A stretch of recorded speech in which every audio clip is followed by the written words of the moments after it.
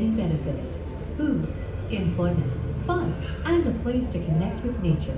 Thanks to the Magnuson-Stevens Act, we will continue to enjoy these benefits today and into the future. Since 1976, the Magnuson-Stevens Act has been the primary law governing marine fisheries in U.S. federal waters.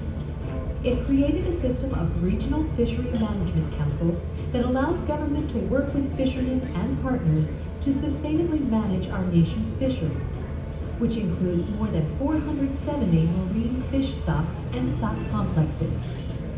The Magnuson-Stevens Act works to prevent overfishing and rebuild overfished stocks, increase long-term economic and social benefits, provide for abundant recreational opportunities, and ensure a safe and sustainable seafood supply. In the 4 decades following World War II, the annual world fishing catch quadrupled due to technological improvements and fishing vessels that could travel the world's oceans.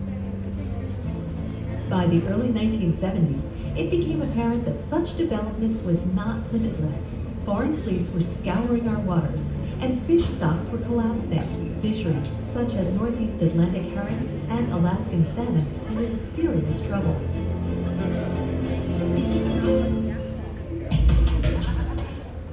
In the 40 years since the passage of the Magnuson-Stevens Act, a lot has changed. We have ended chronic overfishing, rebuilt 39 fish stocks, and put our fisheries on solid, sustainable footing. Our nation's commercial and recreational fisheries now contribute more than $100 billion annually to the U.S. economy and support 1.8 million jobs. The Act's focus on science-based decision-making has challenged us to find answers to real-world questions about how to responsibly manage our limited marine resources.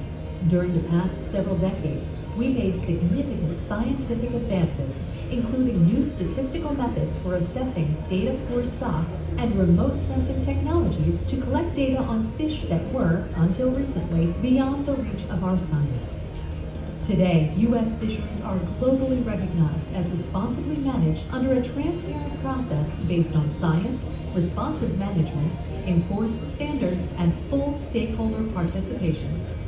We have learned that there is no endpoint to sustainable fisheries, but it is a journey of continuous collaboration, monitoring, and adaptation in an ever-changing ocean environment. On behalf of NOAA Fisheries, thank you to all fishermen and stakeholders who participate in the management of our nation's fisheries.